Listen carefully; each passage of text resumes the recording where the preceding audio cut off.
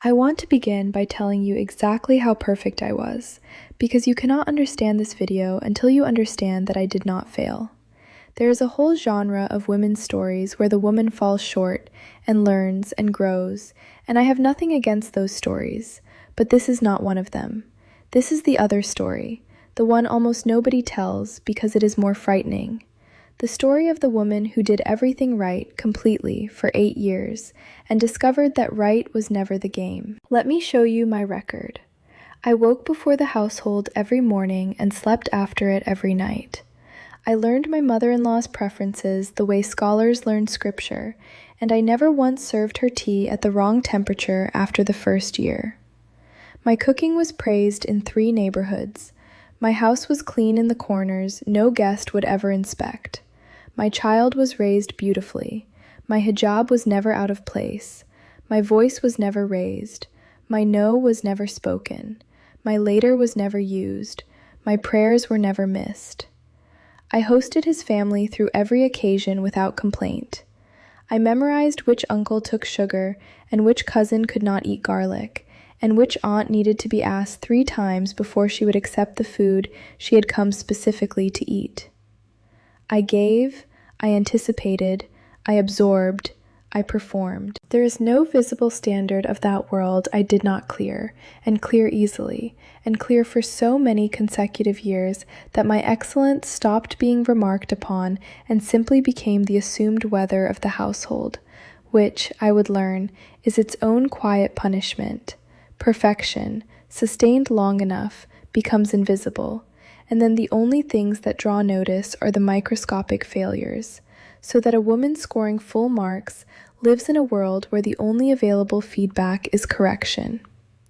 If there was a checklist for the perfect wife in my world, and there was, I have spent this whole channel reading it to you. I scored full marks on every line, for 8 years, without one meaningful lapse. I was, by every visible standard my culture possessed, a masterpiece, and I was not enough. That is the thing I need to report tonight. Not, he was cruel, not, I failed and was punished.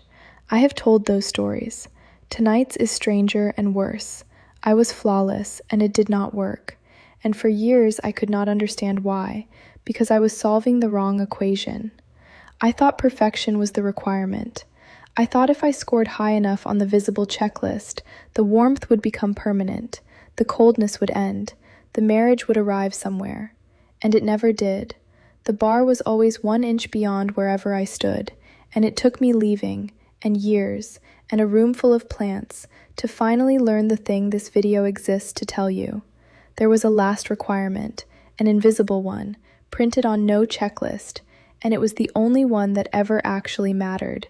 And it was the one thing a perfect performance could never provide. My name is Amina. I grew up in a strict conservative Muslim household, and I was married at 19 to a man I had met 4 times. This channel is where I say what I was raised to swallow, and I'll say what I always say because I mean it. This is not a video against Islam. My faith is still mine. I pray 5 times a day on a rug I chose myself, and nothing in my religion sets an invisible, unmeetable bar for a wife. The faith I love measures a marriage by mercy and tranquility between 2 people, not by a woman's flawless output. What I am about to describe is not a religious requirement.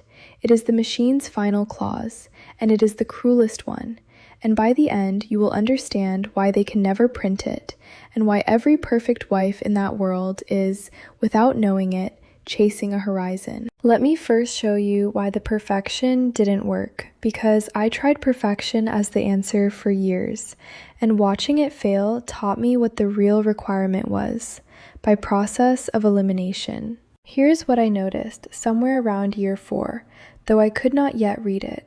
The better I performed, the more the standard rose to meet me. When I mastered his mother's tea stopped earning notice and the audit moved to my folding. When my folding became flawless, the folding went quiet and something was found in my tone. There was no plateau ever, no altitude at which I could finally rest and be told, "That's enough, you've arrived." Every peak I reached was instantly redesignated base camp, And I understood this, at the time, as my own insufficiency. I simply hadn't reached the real summit yet. I would climb harder. It took me years to see the truth, which is that there was no summit. The mountain grew. The standard was not a height to be reached. It was a distance to be maintained, always 1 inch above my actual performance, no matter how high that performance climbed, because the standard's true function was never to be met. Its function was to keep me climbing. A wife who has fully arrived has no reason to keep striving, keep pleasing, keep pouring herself out, and my perpetual just shortness was not a bug in the system's assessment of me. It was the system's masterpiece. They did not want a perfect wife. They wanted a wife perpetually trying to become one, because the trying was the product, and the trying required that she never, ever succeed. And I want to describe what it actually felt like in the body to chase that moving standard for years, because the bar kept rising is an abstraction, and I lived it as a specific exhaustion that many of you are living right now. It was the exhaustion of a runner on a track that lengthens. You pace yourself for a distance, you see the finish, you spend your reserves for the final stretch, and the finish line slides backward exactly as fast as you approach it, and it does this without ever announcing that it has moved, so that your failure to arrive feels, every single time, like your own insufficient speed. I ran that race for 8 years, and the cruelest part was not the running. It was what the running did to my relationship with my own effort. Because when there is a real finish line, effort has meaning. You spend it and you arrive. When the line moves forever, effort becomes a kind of madness. You are pouring your one life into a task defined so that completion is impossible, and some part of you knows it, and that knowing is not allowed. Because naming the moving line is the forbidden act, the cartography, the crime this whole channel keeps circling. So you run harder and call your growing exhaustion your growing devotion. You perform not just the tasks, but delight in the tasks, because you have added lighter heart to the load, and now you are sprinting a lengthening track while also required to look like you are strolling. I have never been more tired in my life than I was in the years I was most perfect. And I understand now that the tiredness was information. It was my body's honest reading of an impossible assignment, and that the system needed me to misread it as a character flaw, a spiritual deficiency, a not yet enough, so that the solution would always be more of the very thing that was killing me. Tired? Try harder. Try lighter. The exhaustion was the product working. Before I show you the real requirement, the invisible last one, I need to say one thing. What I share on this channel is real, but it is the surface. There are things I have never been able to say on YouTube, the parts they would take this channel down for, the parts that need a closed door, so I wrote them down, all of it, the whole record, in a book I called The Silence They Called Modesty, 10 chapters, 10 objects I can still see when I close my eyes. If you want the full story, the cover is on your screen right now, scan the little square with your phone, or the link is at the top of the comments pinned. But let me get back to the requirement, because a moving standard explains why perfection didn't satisfy them, but it doesn't yet name what they actually wanted. It took one sentence from my mother-in-law in year 6 to finally name it, and she did not even know she was reading me the last clause. It was a small moment. They are always small moments. The largest truths of that world are all delivered in passing, wrapped in tea. A gathering, a compliment, a guest praising me, my cooking, my manners, my devotion, the whole masterpiece, warmly, in front of the family. And Bushra, receiving the praise on the household's behalf as was her right, smiled and said the sentence I have carried ever since, the sentence that finally, years later, cracked the whole thing open. She said, "Yes, mashallah, she does everything right." And then, still smiling, still warm, in the tone of the fondest possible correction, she added, "If only she did it with a lighter heart." If only she did it with a lighter heart. I did not understand it that night. It stung. I filed it as one more impossible note. Do everything perfectly and look delighted about it. And I added lighter heart to my checklist and tried, God help me, to perform joy on top of the perfection, to be flawless and radiant about my flawlessness. But years later, in the plant room, I understood what Bushra had actually told me, and it is the last requirement. And here it is, said as plainly as I can say it. They did not want my compliance. They wanted my consent. They wanted me not just to obey the system, but to love it, to pour myself out and be seen to enjoy the pouring, to serve without the service costing me anything visible, to be erased and appear grateful for the erasing. The perfect performance was never the requirement. The requirement was that the performance not be a performance, that it come from a genuinely willing heart, a woman who wanted nothing for herself so completely that giving everything away felt like joy rather than sacrifice. And do you see now why it was the one requirement I could never meet, no matter how perfect I became? Because I was a person, and a person, giving everything away, feels it. The cost registers somewhere, in the eyes, in the weight of the shoulders, in the half second before the smile. And that residue, that faint, unkillable evidence of an inner life bearing a cost, was the only thing they were ever actually measuring. Bushra could feel it in me the way you feel a draft, a woman still in there, paying, however perfectly she hid the invoice. A lighter heart meant disappear more completely. Not your actions, those are flawless, yourself. The last requirement was the final ounce of me, the witness at the window who knew what all this cost, the one who could never be perfected because her entire function was to keep the account. They wanted me to kill her, and a masterpiece performance by definition proved she was still alive because someone had to be in there, performing it. If this is landing in a place you didn't expect, if you have been perfect for years and been left, somehow, still failing, in any marriage, any family, any faith, subscribe to this channel and press the bell. And send this to the woman who cannot understand why doing everything right has never once been enough. She is exhausting herself climbing a mountain that grows. She needs to hear that the summit was never real. And share it with the one who did reach it, the calm one, the light one, the one everybody praises, because she is not at peace. And some part of her, at 3 a.m, still knows it, and your video might be the thing that reaches the room she left. Now, Suhaila, a different Suhaila than the gold one, a woman of my mother's generation, because she is what it looks like to meet the last requirement, and it is the most frightening thing in this video. Suhaila was held up to all of us, my whole girlhood, as the perfect wife, Bitana, and unlike me, she had done it, achieved the thing, met the invisible clause. You could see it. There was no residue in Suhaila. She gave everything, endlessly, and there was no draft coming off her, no half second before the smile, no witness at any window. She had, at some cost I could not imagine then, actually completed the disappearance.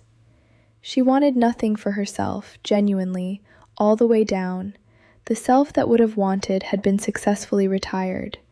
And the whole community held her up as the summit, the proof it could be done, the woman who found the lighter heart, be like Suhaila. And here is what I did not understand until I was grown and free and could finally see her clearly. Suhaila was not at peace. Suhaila was gone. The lightness everyone praised was not joy. It was absence, the specific weightlessness of a person who is no longer home behind her own eyes, who long ago stopped keeping the account because the accountant had been let go. They had asked her for the last ounce, and she had paid it, decades before, and what remained was a warm, smiling, flawless vacancy that the whole community pointed to as the goal.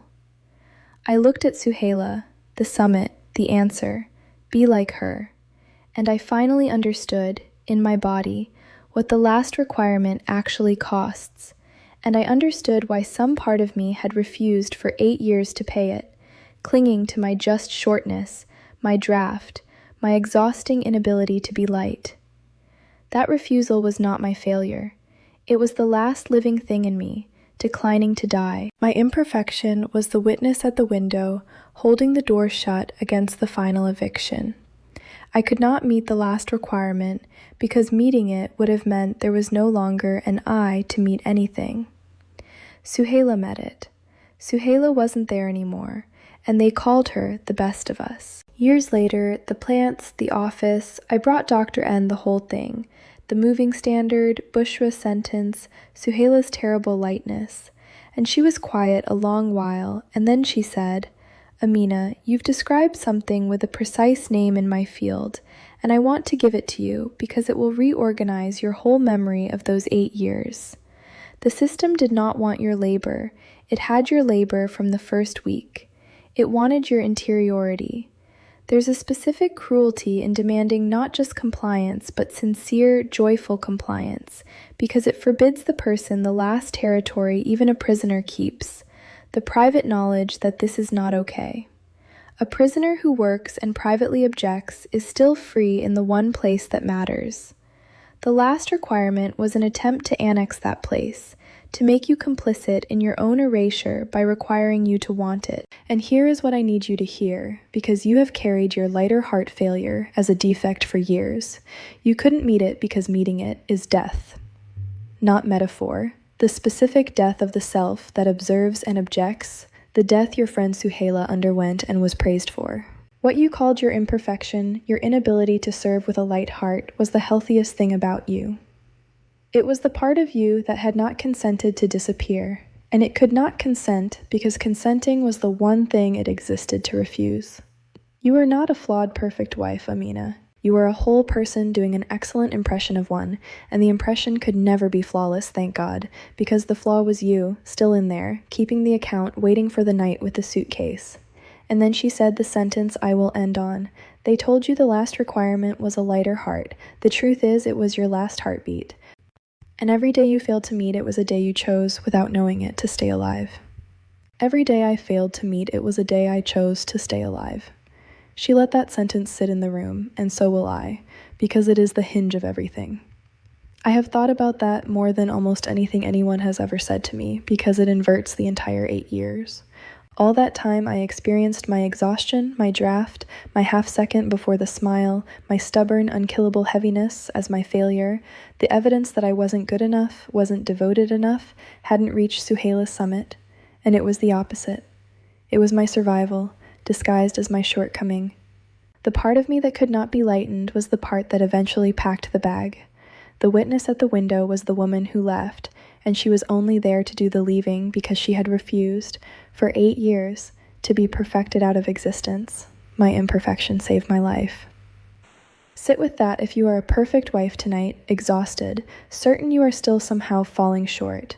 The thing in you that will not fully disappear, that keeps the account, that feels the cost no matter how perfectly you hide it, that is not your failure to become a good wife. That is you, still alive in there. And it is the most precious thing you own, and everything in your world is organized to convince you to kill it and call the killing peace.